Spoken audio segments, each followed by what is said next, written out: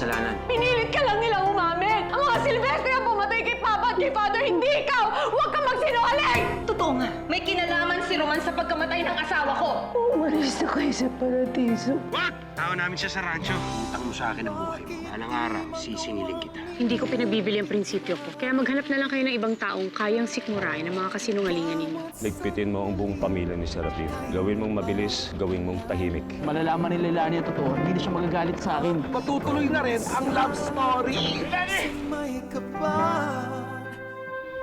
Anak, magpaalam ka na sa kanya. Hindi na kailangan. Nakapagpaalam na ako.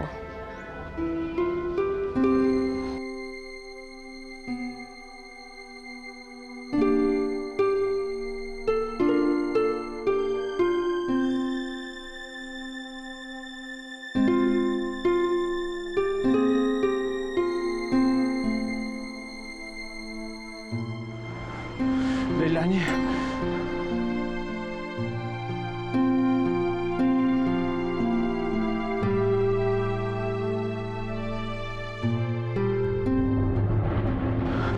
Leilani!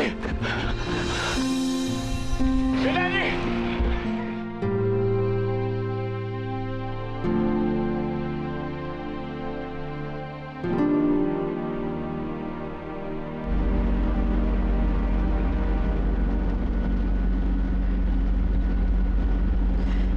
Okay lang ako. Sino ba yung nahuli ng mga pulis? Isang magsasaka, nangangailangan ng pera, binili ko na. Magastos nga lang, pero sulit naman para hindi na sila magtanong sa ating pamilya. Ang pamilya ni Serafin, paano sila? Wala na tayong problema ron, Mama. Siguruhin mo lang na hindi na tayo guguluhin. Hindi na, Mama. Mananahimik na sila. Ah. Cheers. Cheers. Anak, hindi mo na mapapatawad si Marie. Alam kong mahal mo pa rin siya. Para sa akin, isa siya sa mga pumatay kay Papa. Sigurado ka bang siya lang ang nakakaalam at siyang nagsabi sa mga Silvestre sa mga binabalak ng Papa mo? Siya lang po ang pinagsabihan ko, wala nang iba. May kasalanan siya sa akin. Mananagot din siya. Okay na rin yung sasakyan. Mga 30 minutes na lang, makakalabas na rin tayo sa lupain ng paradiso. Magpaalam ka na sa paradiso. Babalik pa ako dito, Ma. Maniningil pa ako. Hindi pa ako magpapaalam sa lugar na to. Dito nilibing si Papa. Dito din ako babalik para iganti siya.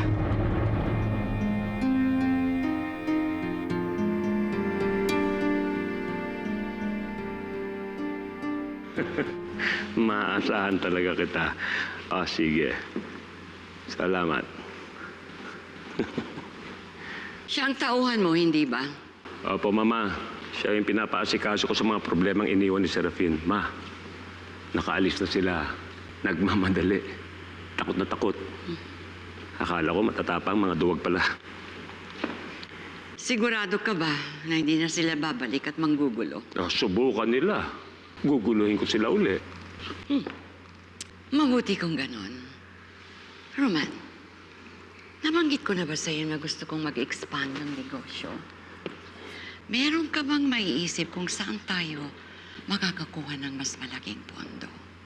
Yung kinikita natin sa laging operations, magandang paraan yan at malinis kung gagamitin natin yun sa pag-invest, sa pag-expand ng rancho. Teka. Anong expansion? Mara, ayaw ko na supplier lang tayo ng mga baka. Gusto ko na yung pumasok sa manufacturing ng sarili nating mga meat products. Alam ko na medyo malaki ang puhunan, pero malaki din ang kikitain. Pero Ma, kailangan pa ba natin ng pera? Pera.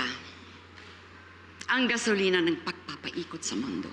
Mas marami kang pera, mas marami kang mapapaikot.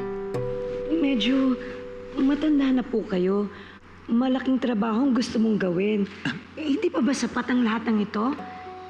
Kailan po kayo magpapahinga? Magpapahinga lang ako kapag patay na ako. Pero habang hindi pa, hindi ako titigil. Ma, ang sa akin lang naman mas may importanteng gawin kaysa sa pagkita ng pera. Dalawang klase lang ang tao sa mundong ito. Ang ranchero at ang mga baka. Ang ranchero ang nagpapatakbo ng mundo. Ang mga baka walang ginawa kundi maghintay kung kailan sila pakakainin hanggang dumating ang panahon kung kailan sila kakatayin. Ngayon, si Mama ay ranchero. Ako ay ranchero. Ikaw, Mara, ano ka? Tao ako, Roman. Anak kita, Mara. At gagawin mo kung ano ang gusto ko. Ay handa mo na yung sarili mo. Sa pag-expand natin ng Rancho Paradiso.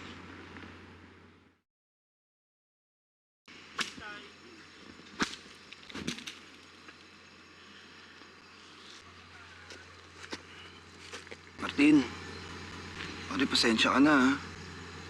Napagbintangan ka ng dahil sa akin. Pangako ko sa'yo, babawi ako sa'yo, Martin. Sigurado ka, ha? Okay ka lang dito. Mauna na kami. Tara na. Pasensya na, ha? Ano?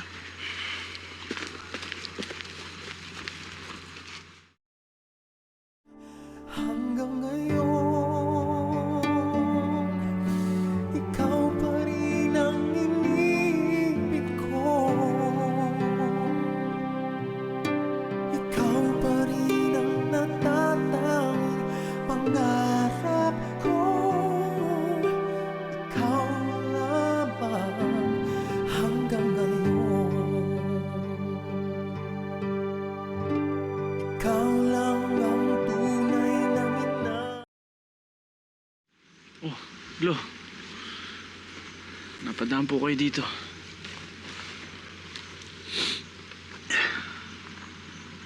Hindi ka umuwi kagabi.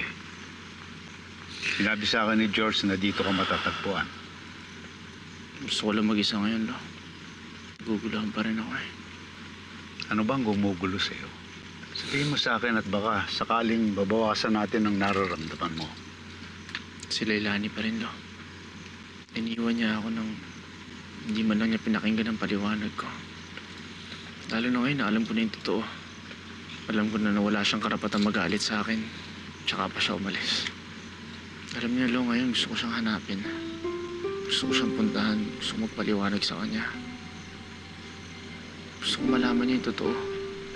Suntok lang sa buwan kung hahanapin mo siya. Mag-aaksaya ka lang ng panahon. Simulan mo na ang lumimot. Yun lang ang magagawa ng katulad natin. Ang lumimot at magpatuloy. Kaya kaya yun, Lo. Ibaon mo ang sarili mo sa trabaho.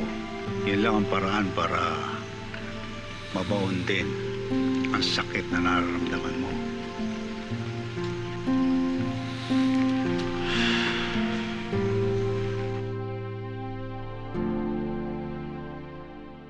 Bakit bigla-bigla ang lipat ninyo, Di sana nakapagpalinis man lamang kami ng bahay, Ako. Okay na po to, tita.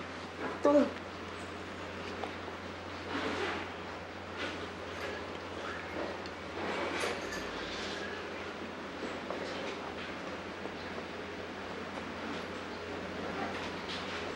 Condolence uli. Sorry, hindi na ako nakadalaw sa burol ni Pinsan. Ang layo kasi ng paradiso. Naintindihan ko.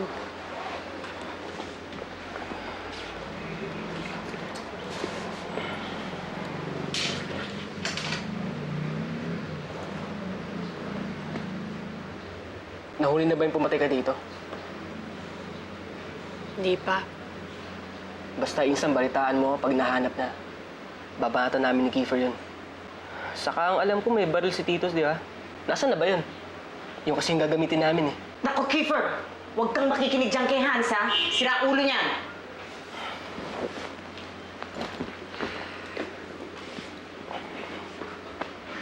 Dito na ba kayo for good? Hindi na kayo babalik sa paradiso? Hindi na. Hindi pa. Dito po muna kami. Kukuha ako ng bar exam, magiging abogado ko. Naks naman. Para si Tito lang ah. Like father, like daughter talaga ah. Pag naging abogado ka, anong gagawin mo? Kapag abogado na ako, tutuparin ko ang pinangako ko kay Papa. Babalik ulit kami ng paradiso.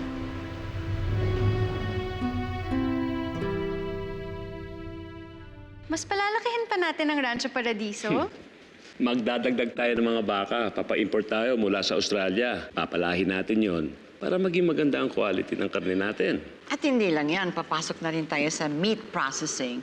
At meron pa akong balak na magpatayo ng factory sa Maynila. Kaya ikaw, Louie, naasahan ko na mag-ayos lahat ng mga detalye na kailangan nating gamitin sa mga pangangailangan. Louie, kanina pa kita kinakausap, hindi mo ako pinapansin. Kausap na naman siguro ang girlfriend niya. Girlfriend? Nakilala ko sa Manila. Kailan naman namin makikilala ang girlfriend mo? Malapit na, Ma. Anong girlfriend? Meron tayong negosyo na dapat asikasuhin. Aksaya sa oras yung mga girlfriend na yan.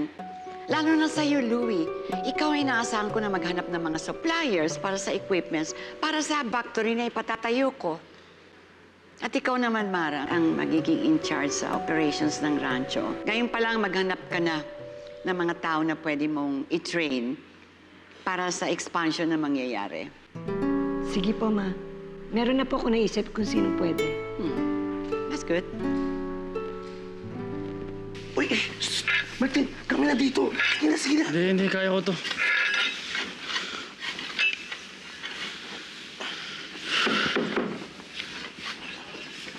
Saan mo? Ilang araw, Nong. Ay, Martin, ano? Martin, ano ginagawa mo rito sa mansyon ng trabaho mo? Tapos ko lang pakainit paliguan yung mga kabayo doon. Kaya dito na lang muna ako, tutulong na lang ako dito. Pakitang gilas ka pa, ha?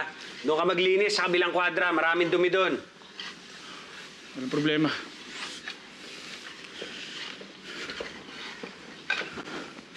Uy, Martin, kanina ka pa nagtatrabaho, hindi ka pa nagtatanghalian. Kami na lang maglilinis doon. Ako nang bahala. Kailangan ko gawin to. Maglilinis ka ng dumi? Oh.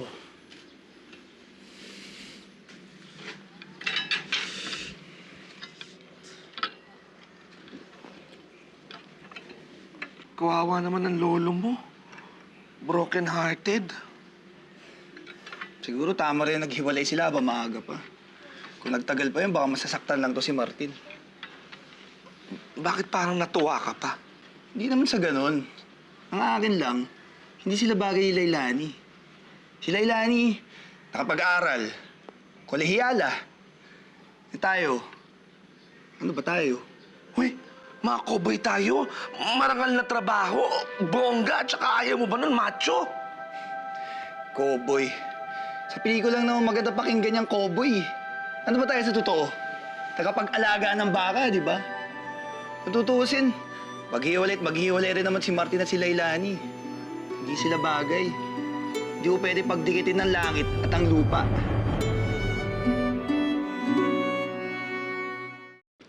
Ate, siga ni Kuya Hans, no? Siga-sigaan lang yung mga ganong tipo. Pero sabi niyo sa akin, tutulungan niyong balikan yung mga Silvestre. Asan nga pala yung baril ni Papa? Toy, tumigil ka dyan, ha? Hindi tayo katulad ng mga Silvestre. Batas ang gagamitin natin para gumante. Batas din ang ginamit ni Papa. Asan na siya ngayon? Naisahan lang siya. Ako hindi ako papaisa. Papasa ako ng bar exam. At kapag naging abogado na ako, tsaka ako kikilos.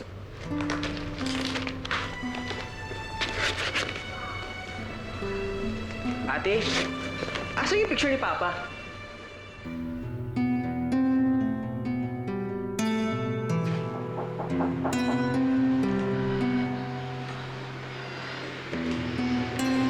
Ma?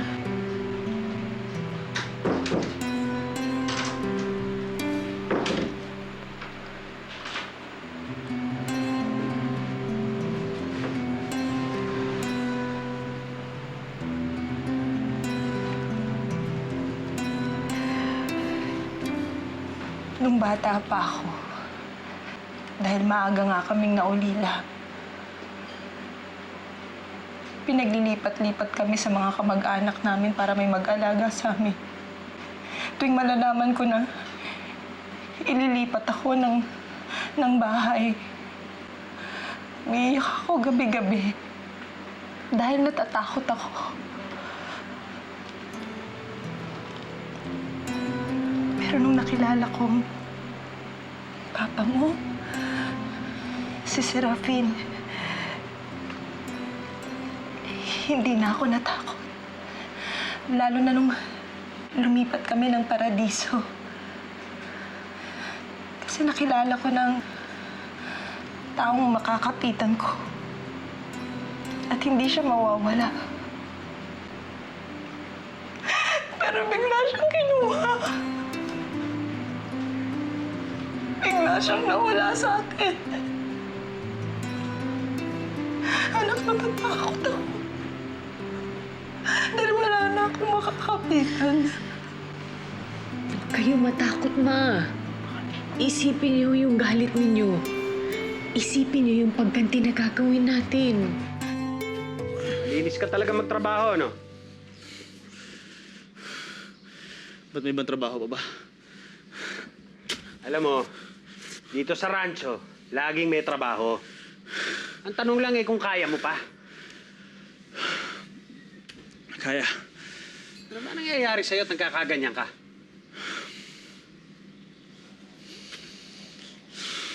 May gusto na ako makalimutan eh. Kaya kung may papagawa ko pang trabaho, kahit ano gagawin ko. Iniiwan ka nga pala ng syota mo. Alam mo, hindi trabaho ang solusyon dyan sa problema mo.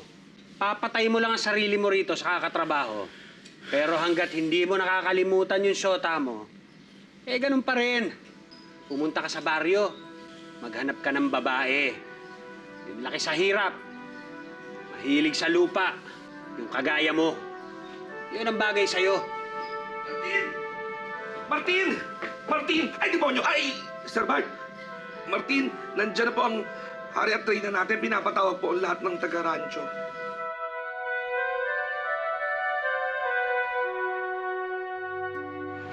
Anak, pagod na akong magalit. Hindi ko na alam kung may lakas pa akong magiganti. Wala na akong makakapitan kung hindi kayong dalawang magkapatid. Pero paano kung kunin din kayo sa akin? Paano kung pati kayo mawala sa akin? Hindi ko kakayanin. Ang sabi mo pa sa akin, babalik tayo ng paradiso? Hindi na tayo babalik doon. Delikado. Hindi na tayo babalik sa ransyong yun. Hindi na.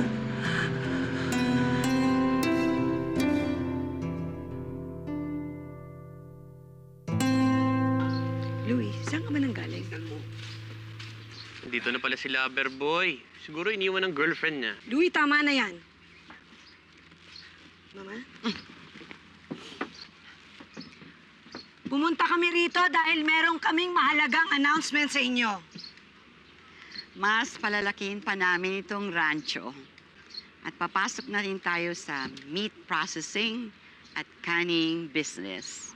Sa ngayon, meron na tayong 300 na baka pa na nabili ko galing ng Australia. At nagdagdag pa ako ng mga inahin at mga toro para lalong dumami at gumanda ang mga baka natin.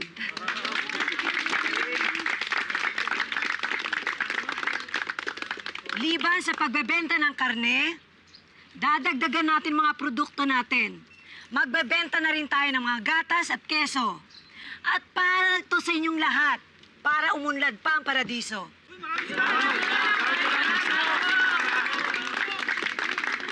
At hindi lang yan, meron pa kami magandang ibabalita sa inyo. Bilang ganting pala namin sa inyong lahat, kami ay pipili ng mga tauhan na magsasana. Iti-training namin para sila'y maging mamumuno dito sa rancho.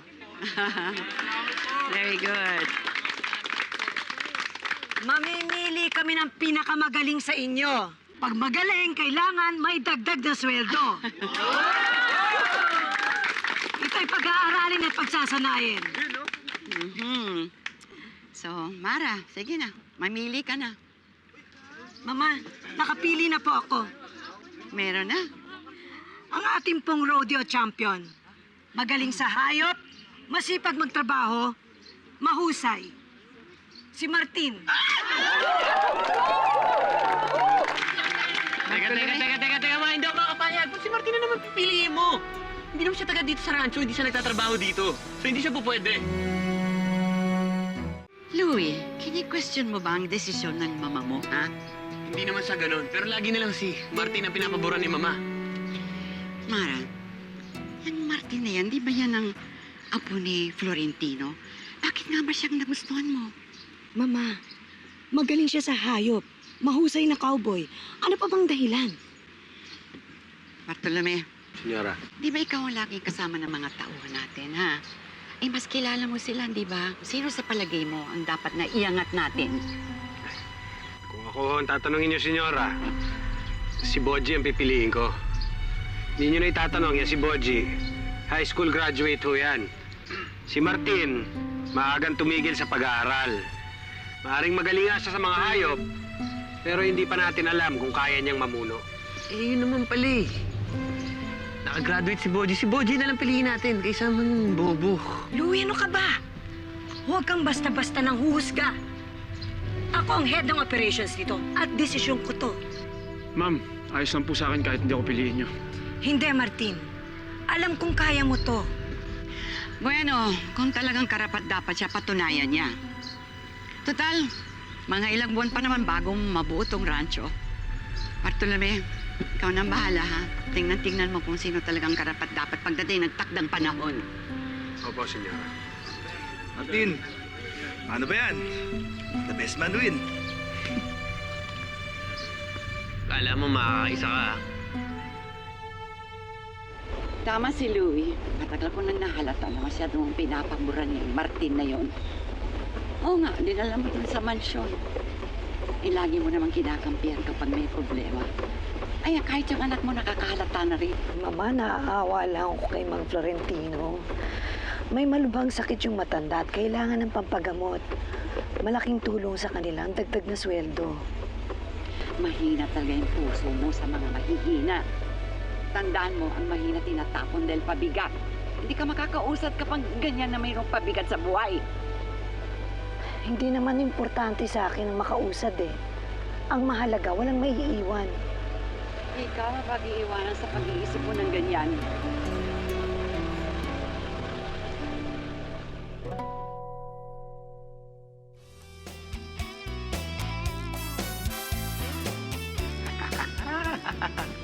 Eto na. Ayun. Ito simulan na natin yung pag-celebrate natin sa magiging promotion natin. Ha?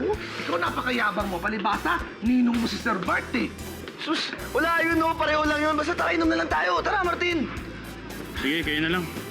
Martin naman, napaka-arte mo. Ako nga bakla ako, papasok ako dyan, no? Tsaka di ba, may problema ka? Minsan ang problema dapat iniinom. Hindi yun ang solusyon. Hindi nga solusyon yun. Pero kahit pa paano, makakalimot ka. Eh, di ba yun naman ang gusto mo? Oo, tara, makalimot na tayo. Samahan pa kita. Doon, daming chicks dyan. 2-in-1 pa tayo. Ano ba? Tara na! At saka konting inom mo lang. Ay, te. I love you din, te. Hindi tayo talo. May mga tinawagan na akong review centers para sa bar exams next month. Pwede na daw akong mag-start sa Monday.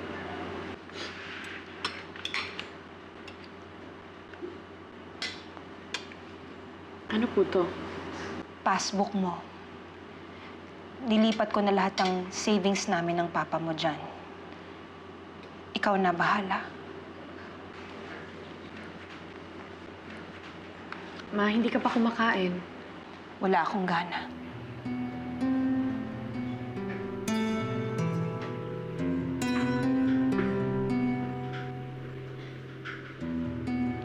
Ate, ano bang nangyayari kay Mama? Depressed lang siya. Lumipas na ang galit niya sa pagkawala ni Papa eh. Na-realize niyang mag-isa na lang siya ngayon. Kaya kakausapin ko siya. George, Akala ko ba chicks ang hanap natin ngayon? Chick nga! Chick boy! George, alam mo, lasing ka na. Dains tayo talo. Arte mo, hindi kita type, no? Mabuti pa, hanap lang natin ng chick itong si Martin. Tama! Hanap natin yung chick si Martin. Tama! Naku. Uy, sumagot ka naman. Huwag mo naman akong ginaganito. Lalaki. Hello, sumagot ka naman, oh. Ito, oh. Ayan, oh. Ito, oh. Kung malungkot Salita mo, ka naman, oh. Problemado pa yata. Pag problemado, kailangan siyang tuto cry. Hello? Bigyan mo ng balikat mo. Please, bigyan mo. Sige na, Martin, Martin, Martin, Martin. Hello?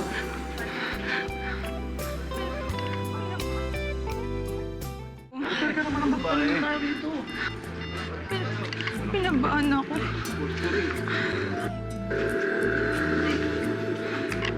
Hello?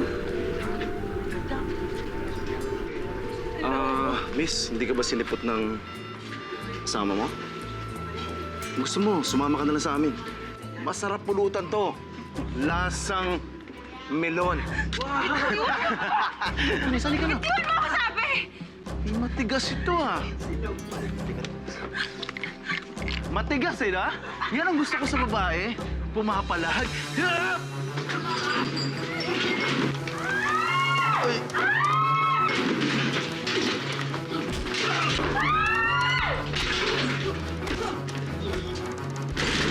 Di ba natin tutulungan si Martin?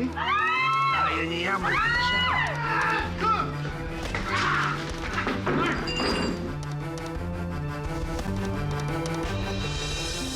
Akala ko ba gaganti siya? Gaganti tayo. Kiefer, hindi pa natin alam kung ano talagang nangyari. Ayos ka lang? Ikaw ba yung tagapagligtas? Dapat di ka naglalasing ng ganyan. Ba't ako nandito? Pinagsamantalahan mo ako, no? Ha? Lagot ka sa boyfriend ko! Miss, sandali, huwag ka gagalaw! Subukan mo lumapit sa akin. Saan mo na ako, ayan? Doon sa babae. Ha? Sabi na nga ba? Ay, siya yun! Kilala mo si Graciela? Bakit ang tahimik mo? Naiingit ka ba? Ako ang may girlfriend at ikaw wala? Bawat